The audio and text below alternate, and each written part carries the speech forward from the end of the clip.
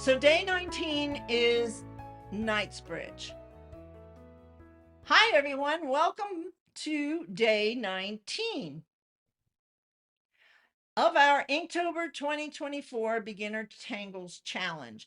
I'm Yehudit Steinberg. I'm a certified Zentangle teacher, and today we're learning a classic grid-based tangle called Knightsbridge. This bold checkered board pattern is reminiscent of Edwardian tiles and adds contrast and drama to your work. It's easy to learn and perfect for beginners. So let's begin with our materials. I'm going to use a Micron 01, a Micron PN. I have a Statler Mars Lumograph 2B graphite pencil and a small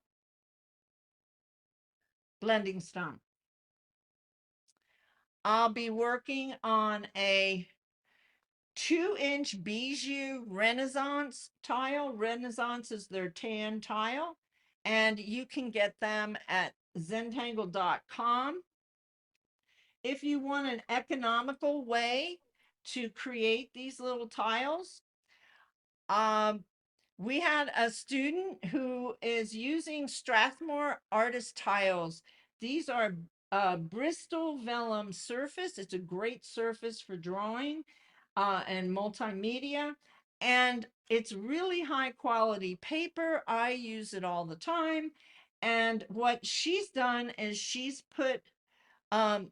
cut out 2-inch tiles, and then she has um, a corner cutter that makes these curved corners. So you might want to consider that. That's a just definitely a cost-effective way to do that. So the way we get started is to take a screenshot. Let me fix this. Take a screenshot and of our step out, and the step outs really help in remembering how we created that tangle. So many times we follow somebody and then we want to do it again, and we're like, how do we do that? And I'm offering 31 different step outs with these tangles that we're learning. So make sure you get a screenshot, and let's see what else there is about Knightsbridge. So it's a simple grid-based pattern that alternates black and white squares, and it makes like a checkerboard. It's perfect for adding a sense of boldness and contrast to your work. Here's the step out guide. Feel free to take a screenshot. Now, before we start drawing, the way we start the Zentangle method is to take a moment and just take a couple of deep breaths. This helps to center us and get us ready for this mindful drawing technique. So I recommend 5 to 10 deep breaths. You do you. And while you're doing that,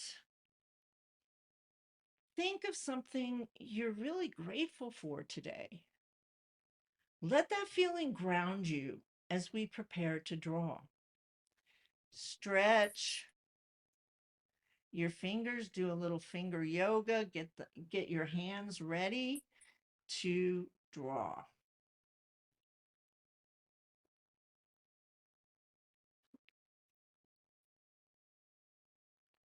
Now this is a real, again, this is a very easy tangle to learn.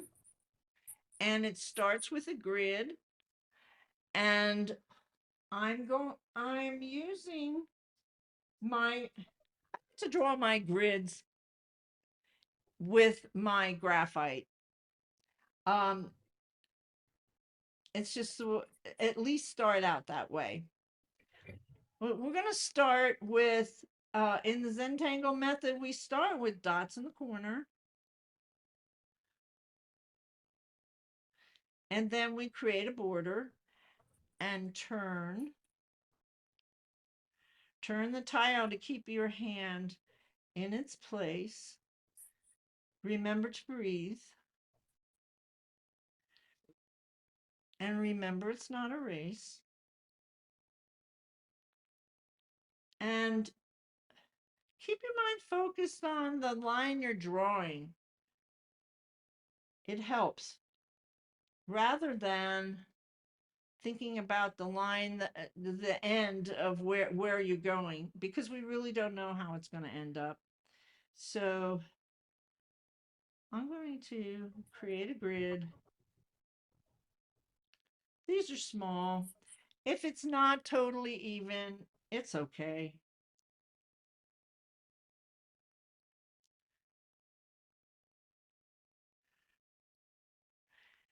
All right. I like my grid. So, so I will pick up, I'm going to use a PN. Any size really does work. But this shows a lot better on the camera as well.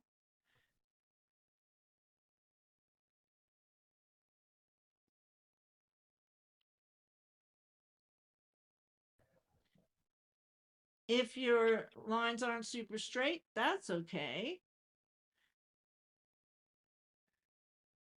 Don't worry. I am outlining my border.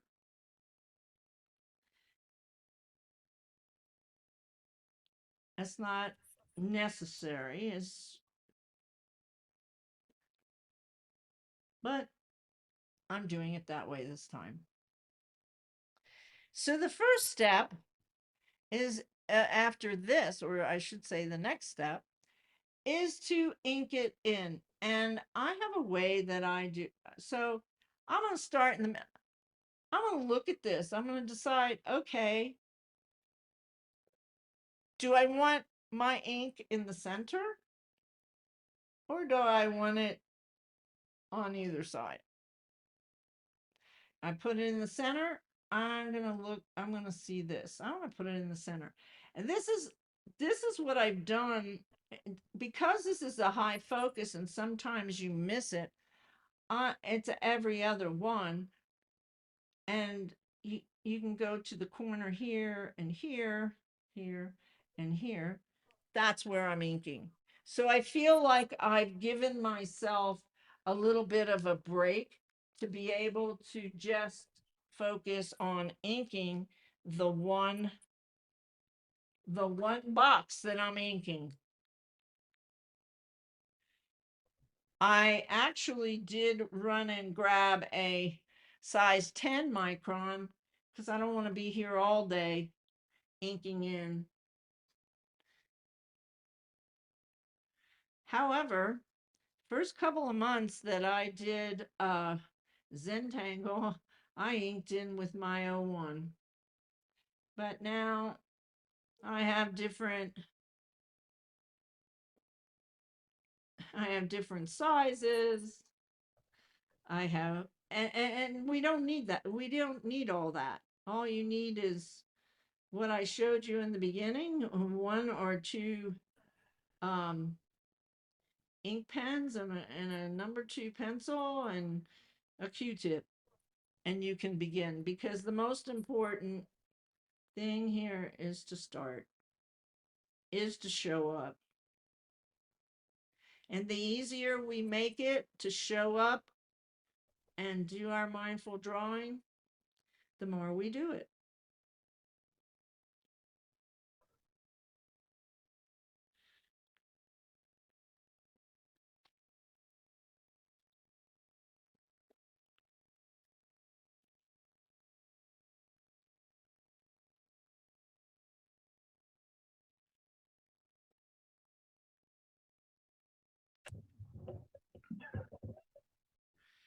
So as you can see, this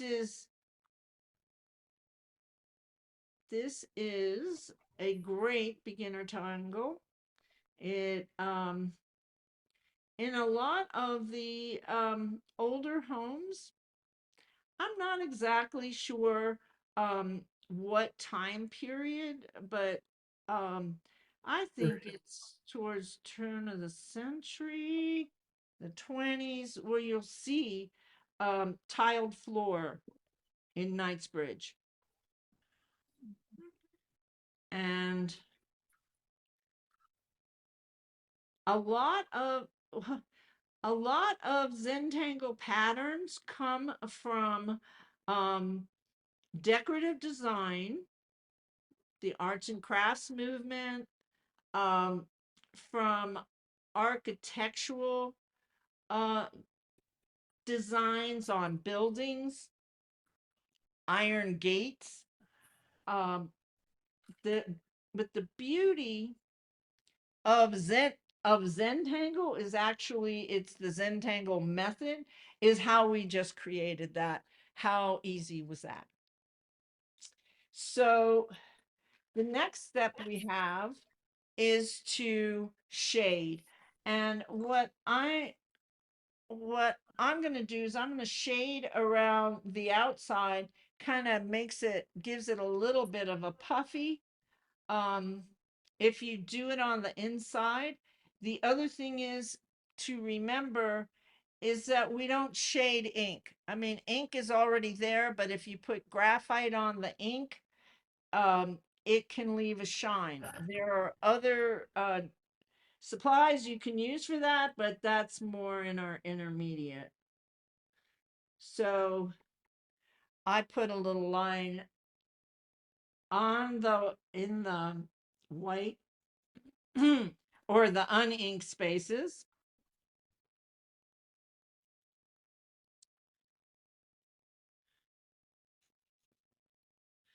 Then I come in and I grab a blending tool. This is a small blending tortillon.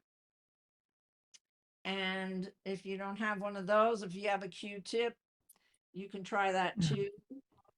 What I like to do when I blend is see, it's nice and dark by the line here. I come and make little circles, moving it towards the center. So I'm moving that graphite, and then I want to see it gradually um, we're a gradient, so we're not seeing a line there.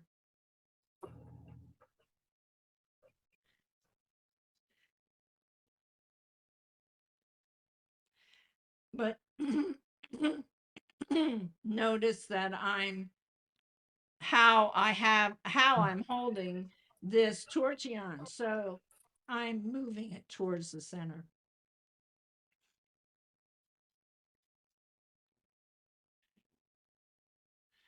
As we mentioned, um, this particular paper that is with this Renaissance paper takes the, it seems that when I shade and then I use my blending stump, it takes a little bit of the paper off the top. But so that's Knightsbridge. So once we've finished with our tile, we want to sign it with our initial. And if you use if you have a chalk, which is another, is like a little design, um, you could put that there. I'm just putting my initial, and then I do on the back. So I like to make sure that I know where I did this. In Inktober 2024, I do sign my name. Um, if I were you, I would put my name, or remind myself of this class we were in so that you can, find the video or remember it, because a year or two from now you won't. Day 19, and this was deconstructed by Zentangle. I just put a Z there.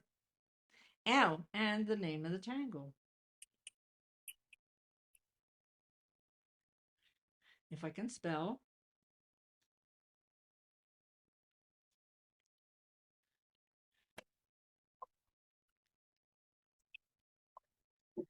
Okay, once we do this, um, the next step is, if you're in our Facebook group, is to come over to the Facebook group and post your drawing and share with the group. So I want to show you where we are right now in the process. Let's see if I can adjust this. So we have been working on we've been working a lot, and this is a coin holder.